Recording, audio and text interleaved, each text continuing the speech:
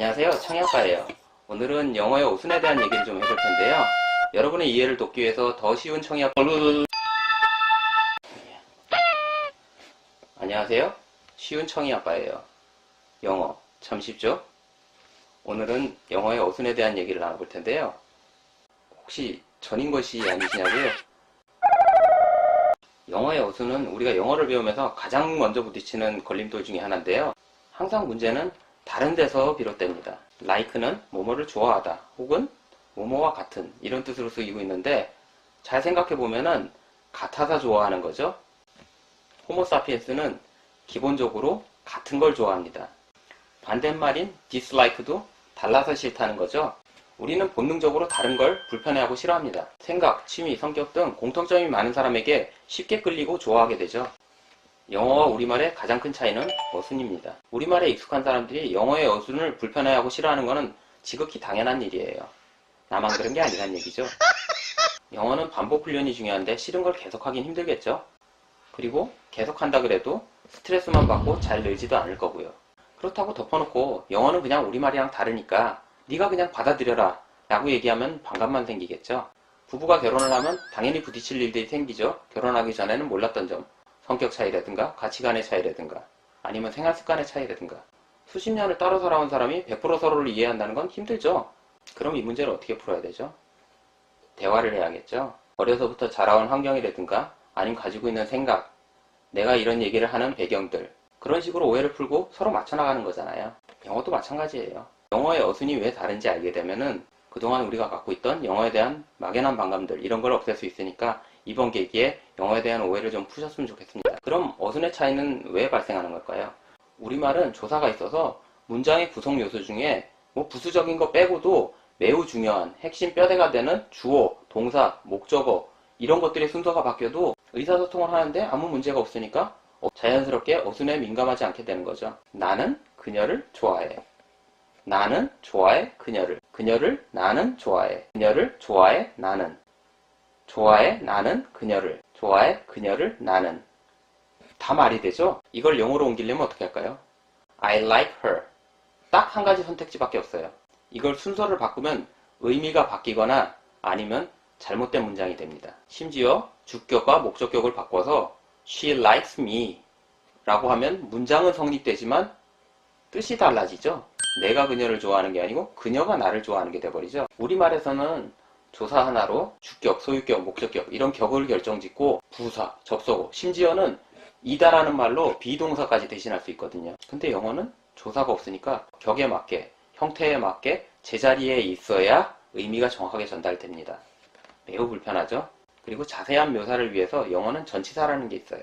그렇다고 이게 어느 언어가 우월하다 아니다를 결정지을 수는 없는 게 어순에 크게 구애받지 않고 말하면 말하는 사람은 편하지만 듣는 사람은 상당히 필요합니다. 다음에 무슨 말이 나올지 모르거든요. 그래서 영어는 듣는 사람 입장에서는 좀 편할 수 있겠죠.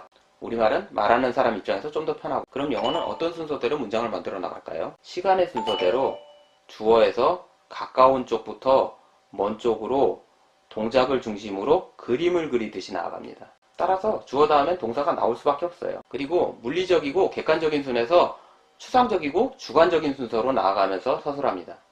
그리고 공간을 기준으로는 작은 공간부터 점점 큰 공간으로 확대해가면서 나는 어제 7시쯤 저녁 먹으러 집 근처에 중국집에 갔다.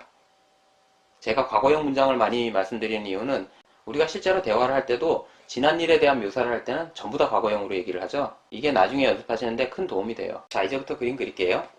I, 사람 그리고 갔죠.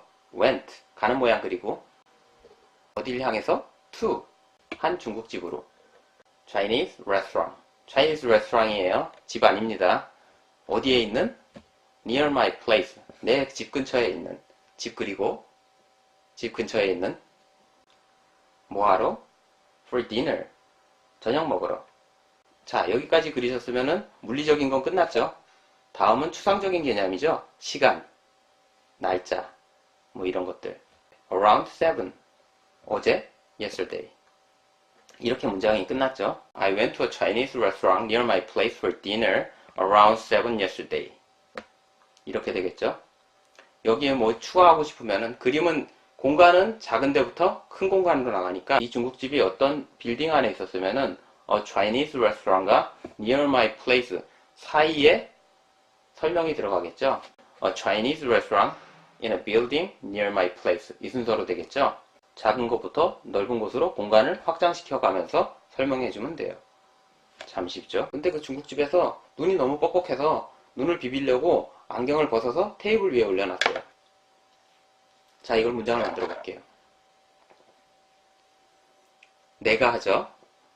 가까운 순서부터 I took my glasses off and put them on the table to rub my eyes. take off는 벗다는 뜻이 있죠. 근데 우리가 take off something에는 익숙한데 take something off에는 익숙하지 않은 이유가 이 동작대로 생각을 안 해서 그래요. 동작대로 생각해보면 take는 잡는 거니까 잡아서 벗는 거죠. take my glasses off. 이렇게 동작을 구분해서 생각하시면, 아이고, 머리카락이 들어갔네요. 이렇게 동작을 구분해서 생각하시면은 따로 외울 필요도 없고 나중에 기억도 잘 나겠죠.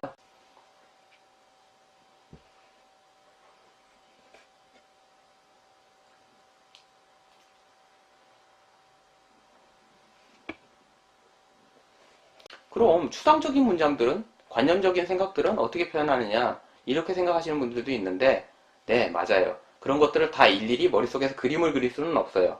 하지만 모든 상황을 머릿속에서 다 그림을 그릴 수 있다, 이런 말씀을 드리는 게 아니고 그림을 그려나가는 형태로 문장 구조가 생기고 나머지 관념적인 부분도 그 같은 형태를 사용한다는 말씀을 드리기 위해서 이렇게 설명을 드린 거예요. 자, 이제 영어 어순에 대한 오해가 좀 풀리셨나요? 자, 그럼 덤으로 형용사.